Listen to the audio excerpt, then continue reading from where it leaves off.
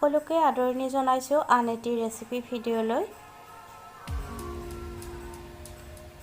আজি আপোনালোকৰ বাবে লৈ আহিলো ডালিয়াৰ খিচিৰিৰ ৰেচিপি। আশা কৰোঁ আপোনালোকে ভিডিঅ'টো শেষলৈকে চাব আৰু চাই ভাল পালে লাইক, কমেণ্ট, শ্বেয়াৰ আৰু চেনেলটো ছাবস্ক্ৰাইব কৰি ল'ব। আহক ৰেচিপিটোৰ মাজলৈ যাওঁ। ডালিয়াখিনি ধুই কোমলাই ল'ব, পিঁয়াজ কাটি ল'ব মিহিকৈ, কেপচিকাম এটা মিহিকৈ কাটি ল'ব, গাজৰ মিহি মিহিকৈ কাটি ল'ব আৰু বিলাহী কাটি ল'ব আৰু কেঁচা জলকীয়া ল'ব লাগিব আৰু বাকী মছলাখিনি ভিডিঅ'টো বনাওঁতে দেখুৱাই যাম। পেন এখন গৰম হ'বলৈ দি তাত সৰিয়হৰ তেল দি দিব আৰু তেলখিনি ভালকৈ গৰম হ'বলৈ দিব। তেলখিনি ভালকৈ গৰম হ'লে তাত মিহিকৈ কাটি লোৱা পিঁয়াজখিনি দি দিব। একেলগতে কাটি লোৱা বিলাহীখিনি দিব।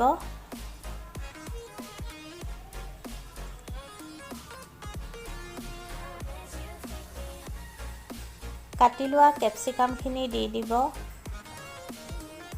গাজৰখিনিও একেলগতে দি দিব আৰু কাটি লোৱা জলকীয়াটো দি দিব লাগিব। তাৰপিছত সোৱাদ অনুসৰি নিমখ আৰু হালধি গুড়ি দি দিব।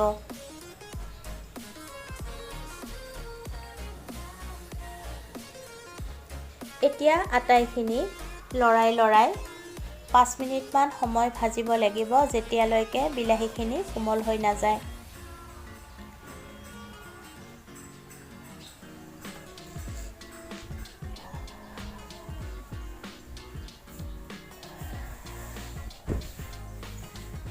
এতিয়া ধুই পখালি কোমলাই লোৱা ডালিয়াখিনি দি দিব লাগিব। ডালিয়াখিনি দিয়াৰ পিছতো পাচলিখিনিৰ সৈতে লৰাই 5 মিনিটমান সময় ভাজিব লাগিব।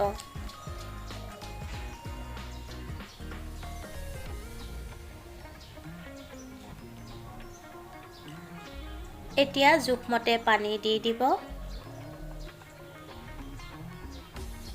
তাৰপিছত আটাইখিনি ভালকৈ মিহলাই ল'ব।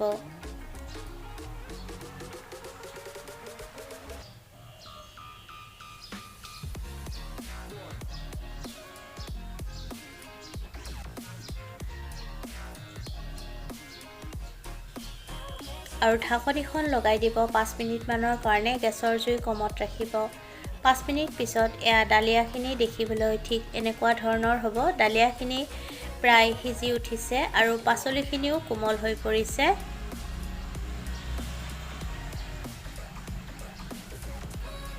এইখিনি সময়তে শুকান মছলা অলপমান দি দিব লাগিব।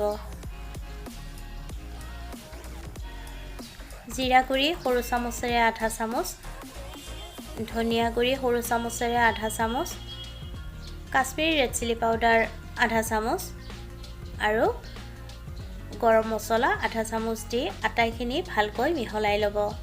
মছলাখিনি দিয়াৰ পিছত পুনৰ 2 মিনিটমান সময় ডালিয়াখিনি গেছৰ ওপৰত ৰাখিব লাগিব।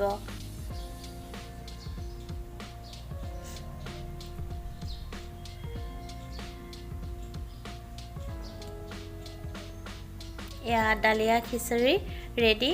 এতিয়া গেছৰ জুই নুমুৱাই দিব আৰু নমাই গৰমে গৰমে এই ডালিয়া আপোনালোকে পৰিৱেশন কৰিব পাৰিব। মোৰ এই ৰেচিপিটো চাই যদিহে আপোনালোকৰ ভাল লাগিছে তেন্তে ভিডিঅ'টোত লাইক, কমেণ্ট, শ্বেয়াৰ আৰু চেনেলটো ছাবস্ক্ৰাইব কৰি কাষত থকা বেল আইকনটো প্ৰেছ কৰি অন কৰি ৰাখিব। তেতিয়াহে মোৰ আহিবলগীয়া ভিডিঅ'ৰ নটিফিকেশ্যনবোৰ আপোনালোকে সৰ্বপ্ৰথমে পাব। পুনৰ উপস্থিত হ'ম আন এটি নতুন ৰেচিপি ভিডিঅ'লৈ। আজিলৈ আহিলোঁ। ধন্যবাদ।